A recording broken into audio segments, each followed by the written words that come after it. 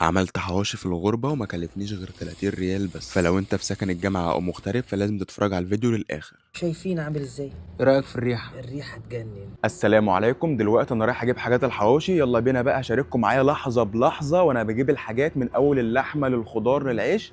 يلا بينا نجيب حاجة حاجة مع بعض. ودلوقتي اول حاجة هنجيبها مع بعض وهي اللحمة، وهنا في السعودية بقى اسمها ملحمة مش جزارة. دلوقتي يا جماعة انا جبت اللحمة، هطلع دلوقتي بقى على بتاع الخضار علشان اجيب من عنده الخضرة وهجيب من عنده البصل. جبت الخضرة والبصل بقى، يلا بينا نروح عند بتاع التوابل عشان نجيب الحاجات الباقية. رحت عند بتاع البهارات قلت له انا عايز بهارات حواوشي، عمل لي ميكس بهارات كده من عنده. جبت البهارات، دلوقتي هطلع على الفرنة بتاعة العيش عشان اجيب من عنده العيش بتاع الحواوشي. جبت العيش بقى وجبت كل حاجة، يلا بينا بقى عشان نبدأ الوصفة بتاعتي. 4 بصلات نضفتهم وغسلتهم كويس جدا، وطبعا هنستخدم كزبرة في الحواوشي. بص، اهم حاجة وانت تتفرج عليا كده تصلي على النبي في قلبك، دي اهم حاجة والله. اللهم صل وسلم وبارك على سيدنا محمد. هنقطع ال4 بصلات قطع صغيرة جدا، نقطع بقى كل البصل بتاعنا كده، وبعد كده نقطع الخضرة بتاعتنا، ومش لازم نستخدم الرابطة كاملة.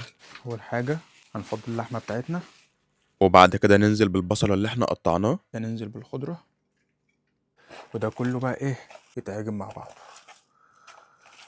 يعني البصل يبقى متماسك مع اللحمة مع الخضرة مع التوابل اللي لسه هنحطها دلوقتي.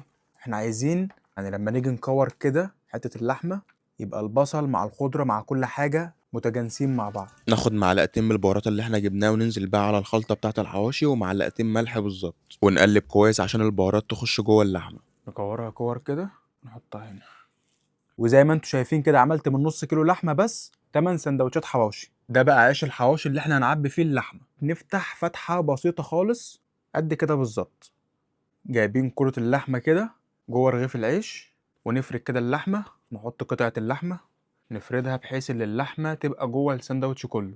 كده بقى انا عبيت كل اللحمه في العيش، يلا بينا نخش على الفرن نسخن الفرن ونحط الحواوشي بتاعنا يستوي. يلا بينا. ندهن الصاج بشويه زيت ونحط فيه السندوتشات بتاعه الحواوشي وندخلهم جوه البوتاجاز او جوه الفرن، ونقعد نبص عليه كل شويه عشان ما يتحرقش مننا. انا عايز اقول لكم ان ريحه الحواوشي تجنن بجد، وصفه سهله مش صعبه، كل اللي انت هتجيبه عيش وخضار وبصل ولحمه. وده الحواوشي بقى يا جماعة بطريقة أبو حميد.